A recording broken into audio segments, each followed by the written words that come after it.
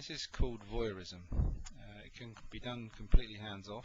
You can actually give the deck to the spectator and then either sit opposite them or sit the other side of the room, wherever you can see what they're doing, and direct the tasks that you want them to perform. But the effect itself is completely self-working.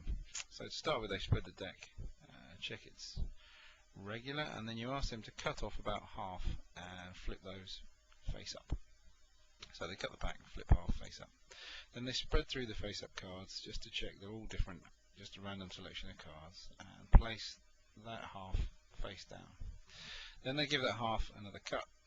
So they've picked one of those cards from that random selection that they've cut off and mark the cut. And you say, we'll come back to that half in a moment. Now with the half you've got left, I want you to spread off a few cards and flip them face up. And then have a look through those cards just to check they're completely random, and then place them back underneath, face up. Then do that again. Just spread off as many cards as you like, spread through them, check them random, and keep doing this until you feel you want to stop, remembering that you've only got half a deck. So let's say they do it once more and then they decide to stop at this card. So they deal that card down onto the table without looking at it, and then they take off the rest of the face down cards that they decided not to pick. They had a free choice here.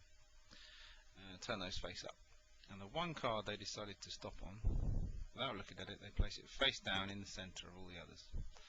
Now finally, just so they can check, they spread through all the cards, and they're all random. There's just that one face down card in the center.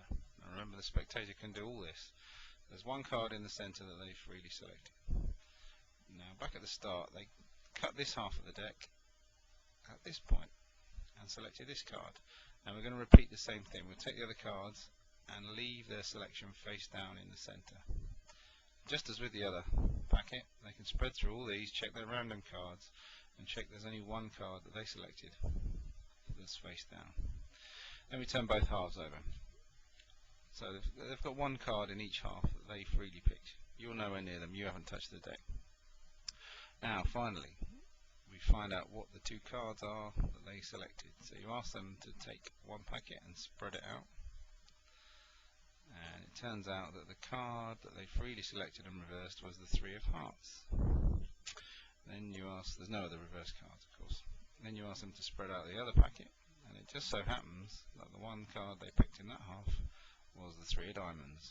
So without you touching the deck at all, they managed to find a pair of mates. And that's voyeurism.